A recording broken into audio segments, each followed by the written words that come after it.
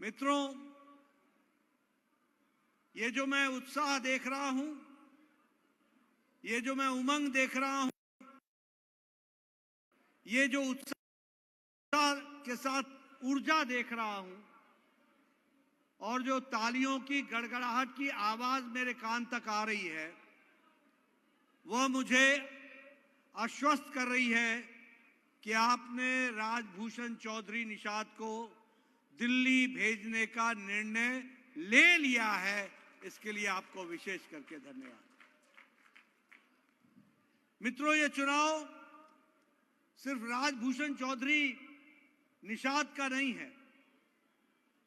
यह चुनाव प्रधानमंत्री मोदी जी के नेतृत्व में विकसित भारत के संकल्प को पूरा करने का संकल्प का चुनाव है। और इसलिए चाहे राजभूषण चौधरी हो, चाहे हमारे एनडीए के अन्य प्रत्याशी बिहार से लड़ रहे हों या लोजपा के प्रत्याशी हों, सबका चुनाव जीतना उतना ही आवश्यक है जितना विकसित भारत के संकल्प को पूरा करना है। और इसीलिए मैं एक बात आपके सामने जरूर कहना चाहता हूं कि आज हम सब लोग बड़े खुशनसीब हैं कि हम लोगों ने 10 साल में भारत की राजनीति को बदलते हुए देखा है। 10 साल पहले हम जब राजनीति की चर्चा करते थे तो भारत का साधारण मानवी, भारत का साधारण आदमी राजनीति के प्रति उदासीन था। उसके मन में बैठ गया था कि कुछ भी राजनीति के माध्यम से बदलने वाला नहीं है, ये ऐसे ही चलेगा, ये राजनेता ऐसे ही करेंगे, कुछ नहीं बदलने वाला है, ऐसे ही समय गुजरेगा।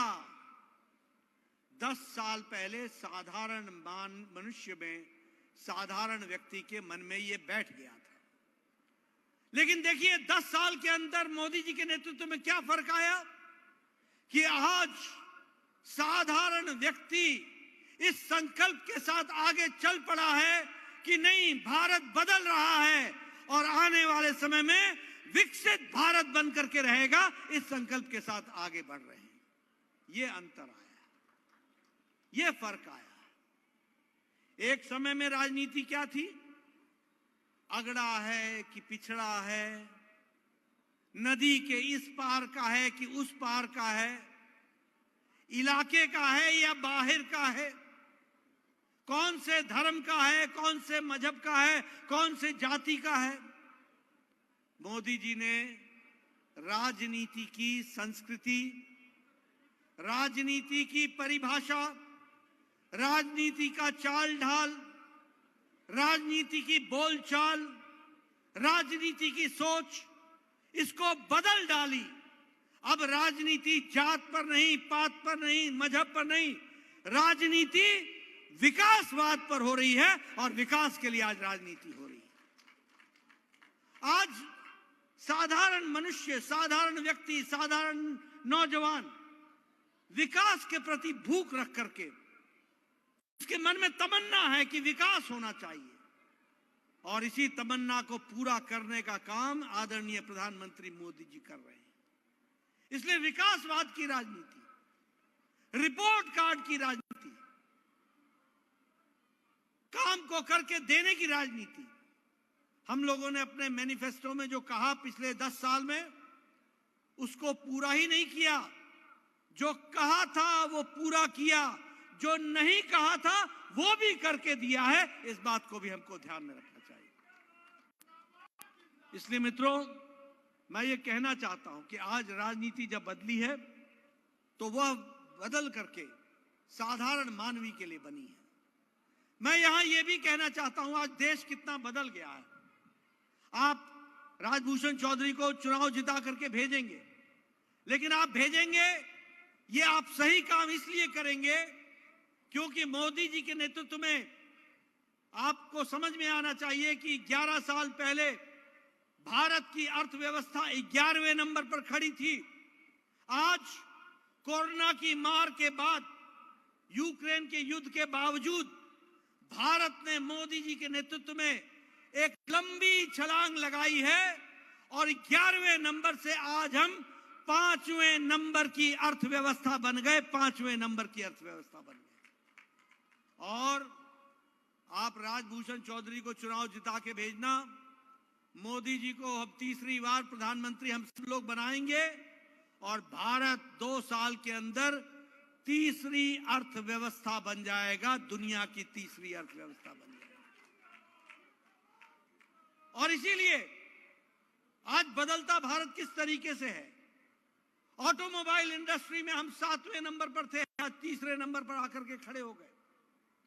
इस्पात के मैन्युफैक्चरिंग में, स्टील के मैन्युफैक्चरिंग में हम 7वें नंबर पर खड़े थे, 4थे नंबर पर खड़े थे, आज हम दूसरे नंबर पर खड़े हैं। दवाई बनाने में भारत आज दूसरे नंबर पर खड़ा है। दुनिया की डिस्पेंसरी बन गया है भारत। सबसे सस्ती दवा और सबसे असरदार दवा भारत बना रहा है और भारत देश को ही नहीं दुनिया को दवाई दे रहा है। दुनिया की डिस्पेंसरी बन गया है, ये भारत हो गया है। टॉय इंडस्ट्री, पेट्रोकेमिकल्स, केमिकल्स, सब में भारत ने अपना स्थान बनाया है। और आप लोगों के हाथ में जो मोबाइल है ना, 10 साल पहले इस मोबाइल पर लिखा होता था made in China, made in Taiwan, made in Korea, made in Japan. आज आप सबके मोबाइल पर लिखा हुआ है मेड इन इंडिया। आज भारत में मोबाइल बन रहा है, 97% मोबाइल बन रहा है। इसलिए बदलता भारत, आगे बढ़ता भारत, और उस भारत को आगे बढ़ने में आपका मुझे कीमती मत चाहिए, कीमती आपका आशीर्वाद चाहिए, ताकि राजभूषण चौधरी मुजफ्फरपुर से जीत करके और भारी मात्रा से आप जिता करके भेजे। ये आपसे निवेदन है।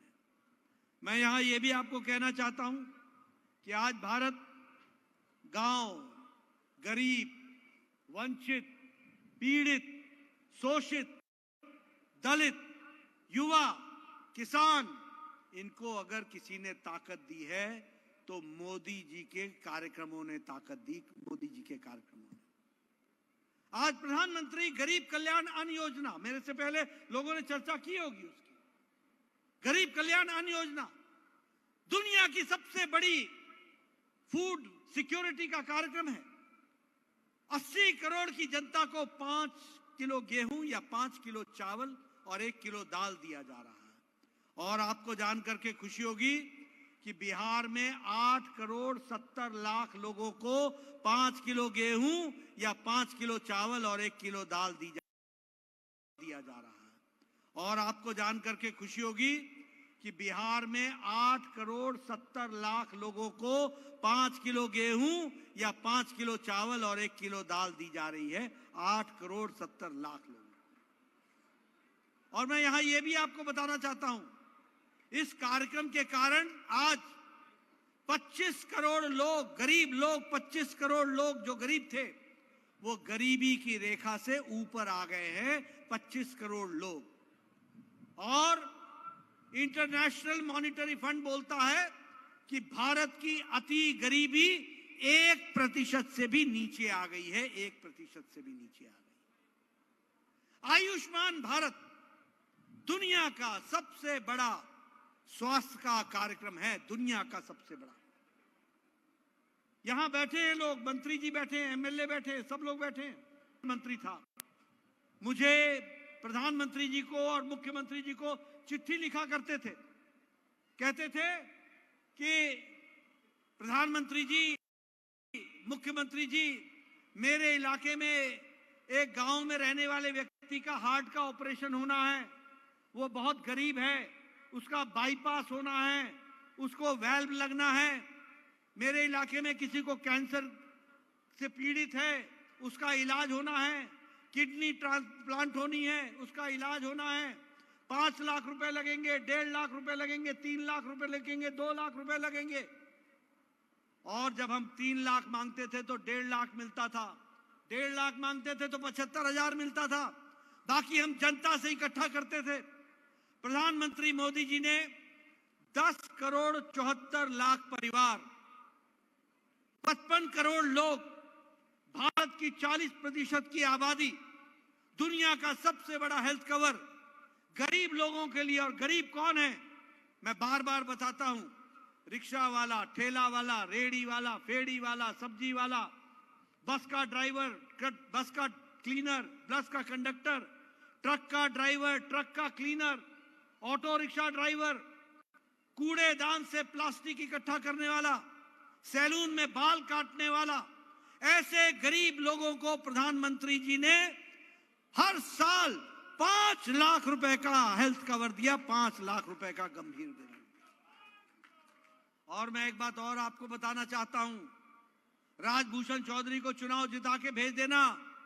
मोदी जी ने संकल्प लिया है कि इस देश का कोई भी बुजुर्ग, कोई भी माता जिसकी उम्र 70 साल से ज्यादा होगी, किसी भी मजहब की, किसी भी जाति की, किसी भी इलाके की, किसी भी आमदनी की, अमीर हो या गरीब, सबको आयुष्मान भारत में 5 लाख रुपए का हेल्थ कवर दिया जाएगा। 5 लाख रुपए का हेल्थ कवर। हमारे किन्नर भाई जिनकी किसी ने चिंता नहीं की, कैसे बीतती है उनका बुढ़ापा, उनको भी आयुष्मान भारत से जोड़ दिया जाएगा, जोड़ दिया जाएगा। ये बात हमको ध्यान में रखनी चाहिए, मानवता के आधार पर। मित्रों, यहां एमएलए एमपी बैठे, इनसे पूछना कभी हम लोगों को, मैं 1993 में एमएलए बन गया था, 1993 में मेरे इलाके में बीडीओ आता था, बोलता था नड्डा साहब आपको खुशखबरी सुनानी है, आवास योजना मिली है, दो लोगों को देना है, बताओ किसको दूं। मैं कहता था 1 अनार 100 बीमार, मैं क्या करूंगा, इसको तू ही रख ले, तू ही बांट देना, मेरे से नहीं बांटा जाएगा। आज प्रधानमंत्री जी ने पिछले 10 साल में 4 करोड़ प्रधानमंत्री आवास योजना बना करके दिए, 4 करोड़। पूछो इनसे, एक पंचायत में 40-40 मकान मिल रहे हैं कि नहीं प्रधानमंत्री आवास योजना के? एक पंचायत में 2.5 लाख रुपए मिलता था विकास के लिए, आज 2.5 से 5 करोड़ रुपए एक पंचायत के विकास के लिए मिल रहा है। यह है परिवर्तन जमीन पर, यह है गांव का बदलती तस्वीर। बताइए आज गांव सारे, बताओ भैया जुड़े हैं कि नहीं जुड़े हैं? पक्की सड़क बन रही है कि नहीं बन रही है? 1.5 लाख गांव को पक्की सड़क से जोड़ा जा रहा है प्रधानमंत्री ग्रामीण सड़क योजना में। All weather road. गांव गरीब, वंचित, पीड़ित महिलाओं को गैस का कनेक्शन दिया गया। 18,000 गांव बिना बिजली के थे, आज उजाला योजना में सब गांव तक बिजली पहुंच गई है। 2.5 करोड़ लोगों के घर तक बिजली पहुंचाई है। इसलिए बदलती सूरत, बदलता गांव हमने देखा है। इसलिए गांव गरीब, वंचित, पीड़ित, शोषित, दलित, युवा, किसान, इनकी चिंता हुई है। किसान के बारे में मैं पूछना चाहता हूं, बताओ कभी सोचा था कि किसान को हर दूसरे चौथे महीने पर 2,000 रुपए उसके खाते में जाएंगे? आज 11 करोड़ 78 लाख किसान के खाते में हर चौथे महीने मोदी जी का 2,000 रुपए उसके खाते में जाता है। 2,000 रुपए 11 करोड़ 78 लाख किसानों को। और इसी तरीके से हर तरीके से विकास के लिए आगे बढ़ने का काम हुआ है। मैं यहां यह भी बोलना चाहता हूं, कई बार लोग बोलते हैं और लालू जी बड़ा बोलते हैं बिहार के साथ अन्याय हो गया। अरे जितना अन्याय तुमने किया ना बिहार के साथ, उतना किसी ने नहीं किया है। अन्याय ही अन्याय तुमने किया। तुम अन्याय की बात करते हो।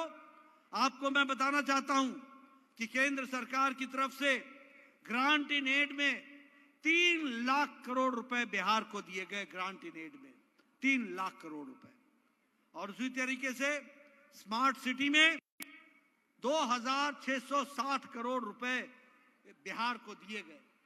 और मुझे खुशी है आपको बताते हुए कि भागलपुर, बिहार शरीफ, पटना और आपका मुजफ्फरपुर भी स्मार्ट सिटी में जोड़ दिया गया है और उसको विकास के साथ आगे बढ़ाया जा रहा है। मित्रों, उसी तरीके से हम मेडिकल कॉलेज, 8 मेडिकल कॉलेज पिछले 6 वर्षों में दिए गए हैं और उसके विकास की दृष्टि से जोड़ा गया। बिहार में 3500 किलोमीटर नेशनल हाईवे सड़क बनी है। आज वाराणसी से लेकर कलकत्ता तक, रांची से होते हुए, बिहार से होते हुए ग्रीन कॉरिडोर बन रहा है और उसमें लगभग 46,418 करोड़ रुपए खर्च हो रहे हैं। 1572 किलोमीटर की सड़क बनेगी। और उसी तरीके से बिहार में 80 किलोमीटर की सड़क जो थिलौटू से लेकर के इमामगंज से होते हुए जाएगी, उसका भी काम चल रहा है।